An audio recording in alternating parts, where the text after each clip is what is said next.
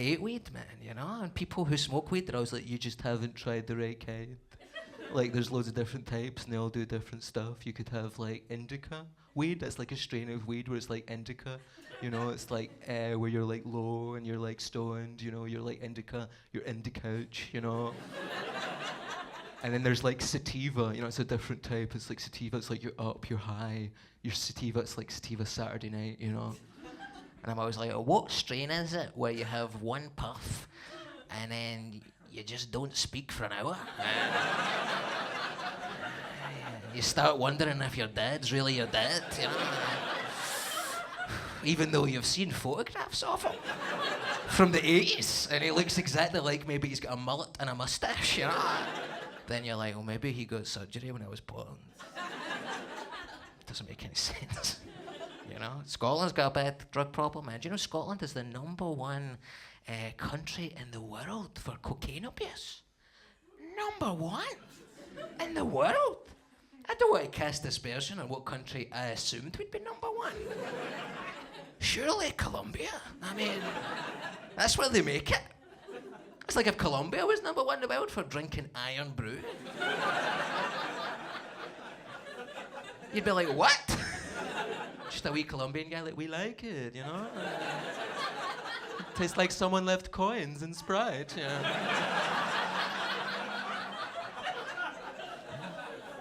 For fuck's that is what it tastes like. Notes of the 2-pence piece. Especially an Iron Brew Extra. You know, I'm #1 in the world for doing cocaine. That makes me sad, man. You know, it makes me sad, because like, cocaine's a bad drug. And you know it's a bad drug because nobody is ever trying to legalize it. All the other drugs have people who really believe in them. Like, you get people who smoke weed and they're like, no, weed should be legal. It's good for chronic back pain. It's good for chronic knee pain. It makes bad films good, you know. There's like loads of valid arguments. Even other drugs. I was watching this Netflix documentary about magic mushrooms, right? And there was this big fat American guy in it, and he was like, magic mushrooms should be legal. I gave magic mushrooms to my grandmother, and it cured her dementia. And I was like, I fucking doubt it. Yeah.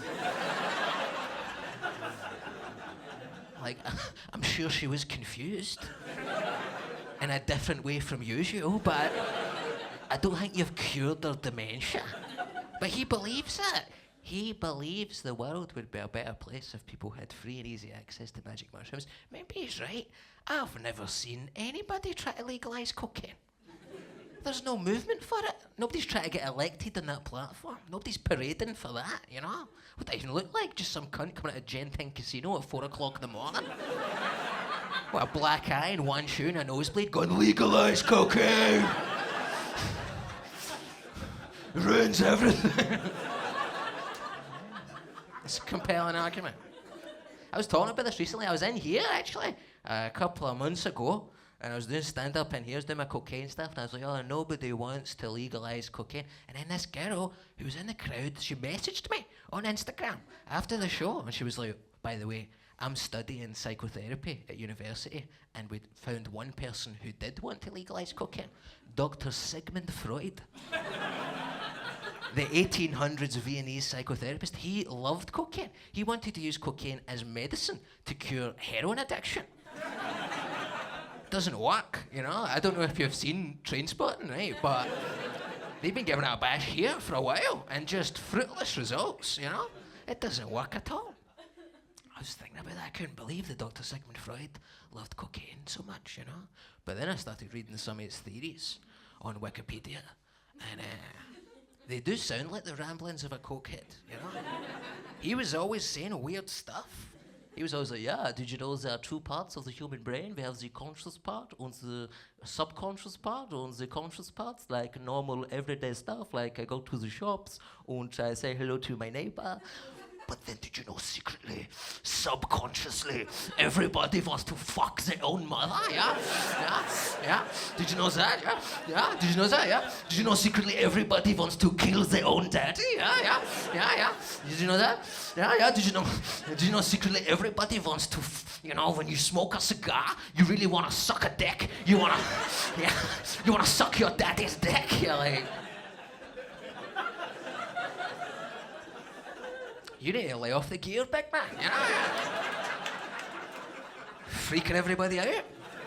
Imagine being cornered by Dr. Sigmund Freud at a house party. 2 o'clock in the morning in the kitchen next to the microwave, he's just sitting there with his wee tiny glasses on, his big moustache, going, "You wanna suck your daddy's dick?" You're like, phone this guy a taxi, man. He's ruining the vibe. The guy needs a glass of water, man, you know? Yeah, I'm not a big cocaine person. Not a big cocaine person. I was thinking about,